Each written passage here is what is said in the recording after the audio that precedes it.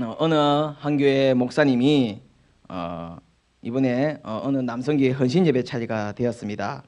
그래서 친구 목사님께 설교를 부탁을 하기로 생각해서 그 목사님은 참 말씀이 참 은혜롭더라 해가지고 연락을 취했습니다. 전화를 이제 그 목사님이 친구 목사님께 전화를 했습니다. 그래서 이번에 매달 며칠에 우리 교회 헌신 예배가 있다. 설교를 좀 할 수가 있겠느냐 하니까 할 수가 있습니다. 그러니까 그러면 내가 다음 며칠 뒤에 전화할 테니까 그때 본문하고 성경 말씀하고 제목을 말씀해 주십시오 하니까 예 알겠습니다 하고 전화를 끊었습니다. 며칠 뒤에 그 목사님이 그 친구 목사님께 다시 전화를 걸었습니다. 설교 본문하고 제목을 말해주라 이러니까 그래서 그 친구 목사님이 본문은 시편 23편이고 제목은 여호와는 나의 목자다 이렇게 됐습니다. 근데 그때 전화가 좀 감이 안 좋았는지 잘 못 들었는지 목사님이 다시 그 다음이 뭔데 하니까 그 다음이 뭐냐 다시 한번 말해보라니까 뭐냐 그 다음에 뭐냐고 물으니까 그거면 됐지 뭐 해가지고 딱 끊었습니다. 그래가지고 그 목사님이 주일에 이제 딱 오셔가지고 헌신 예배 때 강대상에 올라가가지고 주보를 딱 펼쳤는데 제목이 여호와는 나의 목자 그거면 됐지 뭐 딱 이렇게 되었다고 합니다. 맞는 말입니다. 맞죠? 예, 여호와 하나님 나의 목자 되심 맞죠? 목자 되시고 그거면 됐지 뭐 맞습니다. 예.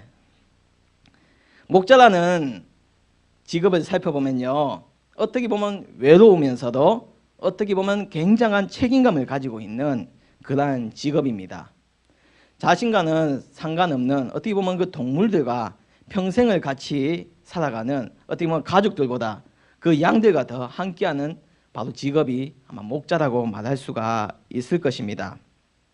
지금이야 이스라엘은 이제 조금 이제 산업화가 돼 있고 특히 제일 많이 수입을 얻는 것이 성지 순례를 통한 관광업으로 바뀌어져 있지만 그 옛날 우리가 잘 알고 있는 성경 시대 때는 성서 시대 때는 유일한 그 업이 뭐냐면 바로 유목 양을 치면서 그러니까 돌아다니면서 풀 있는 데를 돌아다니면서 양을 치는 것이 가장 주 수입원이었습니다.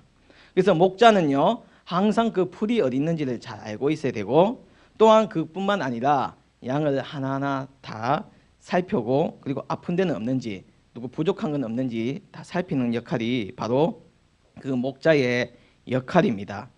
때로는 이제 풀을 찾아서 원래 있던 그 텐트 같은 천막에서 이제는 더 멀리 왔으면 거기서 이제 잠을 자기도 하는데 그러면 이제 돌을 가지고 와가지고 돌을 동그랗게 이렇게 울타리를 만들어 가지고 그 안에 다 양을 이렇게 들어가게 합니다.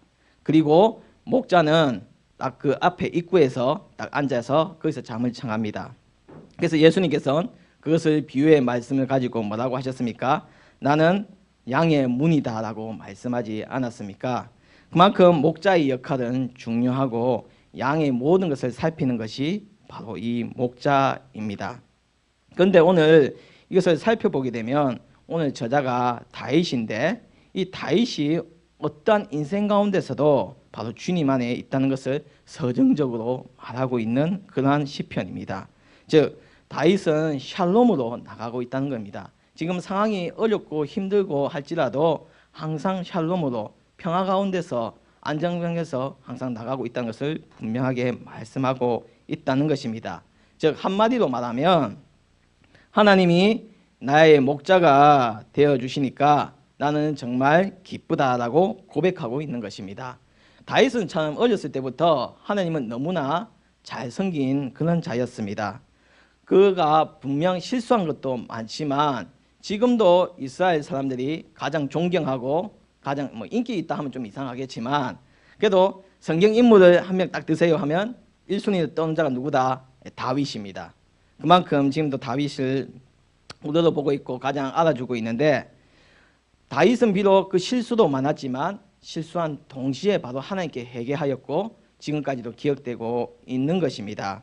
그래서 오늘 이 시편 23편에서는 바로 그 다윗과 하나님의 관계성을 통하여서 바로 나와 하나님의 관계성도 우리가 잘 알 수 있다는 것입니다. 즉 목자와 양의 관계로서 설명하고 있는데, 목자는 말씀드린 것처럼 양을 돌보는 자이고 지키는 자이고 이끄는 자이고 책임지는 자입니다.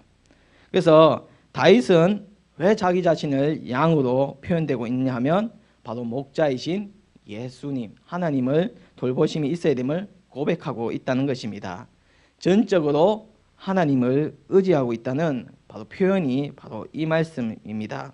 그래서 다윗은 어려운 가운데서 하나님의 음성을 듣는 그런 축복을 주셨습니다. 하나님의 가운데서 거할 때, 어려운 가운데 있을 때마다 하나님은 그를 축복해 주시고 이끌어 주시고 지켜 주셔서 다윗이 그 어떠한 가운데 있을 때마다 하나님이 개입해 주셨다는 것입니다. 그러할 때 다윗은 그 하나님의 말씀에, 그 하나님께서 말씀하시는 것에 뭐 반항하거나 대들거나 아무 말도 하지 않고 그대로 순종하였고, 그러하였기에 그의 삶이 하나님께서 온전케 되었다는 것입니다. 그래서 양이 목자의 소리를 잘 듣는 게 유익한 것처럼 바로 다윗도 하나님의 목소리를, 음성을 꼭 잘 들었다는 것입니다. 사실 양은요, 양 보신 적 있습니까? 어디서 보셨습니까? 대관령에서 보셨어요? 예. 예, 동물원에 맞아요. 예, 예. 저도 그 양 보면 다 이미지가 어때요?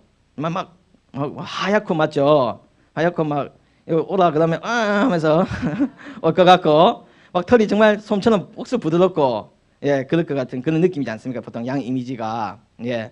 근데 실제 보면요, 굉장히 더러운 동물입니다. 예, 예. 성지순례 갈 때 직접 본 적이 있었는데, 그것도 직접 본 적은 차를 타고 가다가 베두인족이라고 있습니다. 지금도 유목을 하고 있거든요. 근데 정식적으로 유목은 하지 않고 지금은 이제 성지순례를 통해서 수입을 하고 있는데, 그 텐트를 치면 성지순례를 온 팀들이 그 텐트에서 자고, 예, 그런 수입을 하고 있는데, 양을 보니까요, 양이요 이만하고요.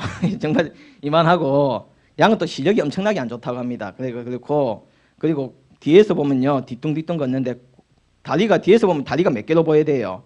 2개로 보여야 되는데 다리가 3개로 보일 정도로 뒤에 살이 쳐져 있고 그렇습니다. 예. 그런 양인데, 그러니까 절대 만일 그 무리에서 떨어져 나오면 어떻게 되는 거예요? 그러면 죽는 거예요. 예. 그러니까 양은 철저하게 목자의 보호함과 그 이끄는 것에 따라가야만 살 수 있다는 것입니다. 그래서 양은 연약하고 그 무지하기 때문에 다윗은 이것을 자신이라고 비유를 했고, 오로지 하나님만이 나를 이끌어 주시고 나를 주관하여 주신다고 말씀하고 있는 것입니다. 양은 약합니다.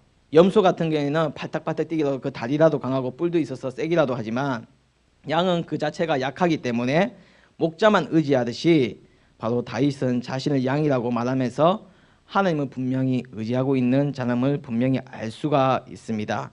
즉 하나님께서 돌봐주시지 않으면 살아갈 수가 없고, 양은 떼를 지어가서 살기 때문에 한장 그 떼를 지어서 살아가는 데 있어서 거기서 벗어나면 안 되고 목자의 인도를 받아야 된다는 것입니다.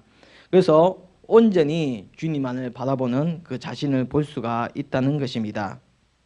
중동의 문화에서는요, 지금은 조금 덜하지만 그때 당시 손님이 오면 꼭 씻겨주는 게 있었어요. 어디를 씻겨줬습니까? 발을 씻겨줬습니다. 예. 완전 그때는 샌들 같은 걸 신고 완전 광야였으니까 항상 갔다 오면 발이 더러워지니까 발을 씻겨주셨는데, 오늘 말씀을 보게 되면요, 또 다른 점이 있습니다. 우리 5절을 다시 한번 5절과 6절을 다시 한번 읽어보도록 하겠습니다. 시작. 주께서 내 원수의 목전에서 내게 상을 차려주시고 기름을 내 머리에 부으셨으니 내 잔이 넘치나이다. 내 평생의 선하심과 인자하심이 반드시 나를 따르니 내가 여호와의 집에 나를 세리로다. 아멘. 자, 손님들이 오면요, 발을 씻겨주는 것도 하지만 가끔씩 정말 좀 부유한 집에 이렇게 갔으면 그 손님 머리 위에 기름을 부어줍니다. 그러니까 이는 석유 기름 말고 올리브 있죠? 예, 사무엘이 다윗을 왕을 세울 때 기름 부었다 하잖아요. 그 올리브 기름을 이렇게 부어줘가지고 머리에 있는 그런 기름마저도 이렇게 부어주거나 이렇게 했는데, 양들끼리도 그 머리에 기름을 발라주었다는 거예요. 양들도 서로 싸우는 경우가 있겠죠. 그러면 서로 머리도 막 맞대고 있는데 기름을 바르면 어떻게 될까요? 미끄러져 가지고 싸움을 할 수가 없습니다. 예. 그래서 그 양들의 머리에 기름을 발라주는 것처럼 우리가 어떠한 가운데 있다 할지라도 그것을 해결해 주시고 안정시켜 주셔서 우리를 온전히 주님 은혜 가운데서 안전하게 보호해 주신다는 것을 약속해 준다는 것입니다. 그래서 목자는 그 양들의 형편을 다 알고 있습니다. 그렇기에 언제나 우리가 걱정할 필요가 없고 우리가 어떠한 행동을 한다 할지라도 목자는 언제나 살피고 있다는 것입니다. 그래서 우리는 비록 양이라 할지라도 나약하고 힘이 없다 할지라도 목자이신 하나님만 바라보면 된다는 것입니다. 하나님께서는요 99마리의 양을 지키시는 것이 아니라 그 한 마리의 양을 찾으러 떠나시는 분이십니다. 그 한 마리야말로 맞죠? 어떻게 됐는지 사실은 버려도 되는 거지만 그 한 마리를 찾았을 때의 그 기쁨을 온전히 주님께서는 분명하게 말씀하고 계시지 않습니까? 그 양을 끌어안고 어떻게 되어 있다 했습니까? 목에다가 걸치고 이렇게 온다고 합니다. 전에도 말씀드린 적이 있었는데 사실 그 밖에서 키우는 야생 동물들이 얼마나 냄새가 많이 나겠어요, 맞죠? 그런데도 기뻐서 그 양을 목에 걸쳐서 이렇게 오는 것을 살펴보게 될 때 하나님께서는 생명을 귀하게 여겨주시고 언제나 우리를 찾고 계신다는 것입니다.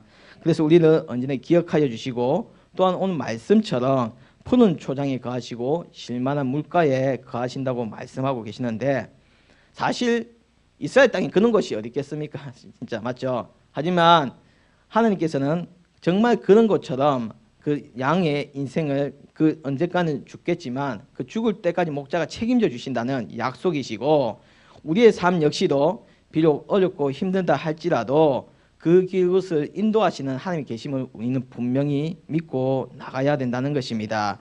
그러기에 우리는 온전히 주님만을 믿고 비록 오늘 말씀처럼 그 사막의 골짜기에 말씀이 나오고 있는데 하나님이 함께 하시기에 우리는 절대 죽음을 두려워할 필요도 없다는 것입니다. 저나 우리 근사님이나 이 세상을 딱 마무리하게 되면 어디로 갑니까? 천국 갑니다. 왜 망설이지? 바로 망설이면 안 됩니다. 이거 절대로. 예. 이 세상을 딱 끝나면 어디로 갑니까? 예, 천국 가면 예, 천국 가는 건 맞습니다. 그럼 지금 제가 송 권사님께 아유 송 권사님 감사합니다 이러지만 천국 가면 뭐라고 하면 돼요? 예, 누나라고 하면 돼요. 하나님 아버지 한 분 모시고 있으니까. 우리는 하나님은 아버지를 모시고 그 자녀들로서 이 땅 가운데서 살고 있지만 우리가 나중에 이 땅 가운데서 연수를 끝마치고 하나님 나라에서 영원히 살 때는 하나님과 기쁨 가운데서 우리가 형제 자매로 같이 살 수 있는 그나큰 큰 기쁨도 허락하여 주셨다는 것입니다. 그때는 아픔과 그는 미움도 다 없고 서로를 사랑함으로써 서로를 위로해 주면서 정말 하나님을 모시고 하나님을 바라보는 그 땅 가운데서 그 나라 가운데서 우리를 거룩한 자로 세워주실 줄 믿습니다. 우리는 온전히 주님을 따라야 될 줄 믿습니다. 목자이신 우리 하나님, 목자이신 예수님께서 나를 이끄실 때 그대로 따라가십시오. 그리할 때 복 받습니다. 기도드리겠습니다.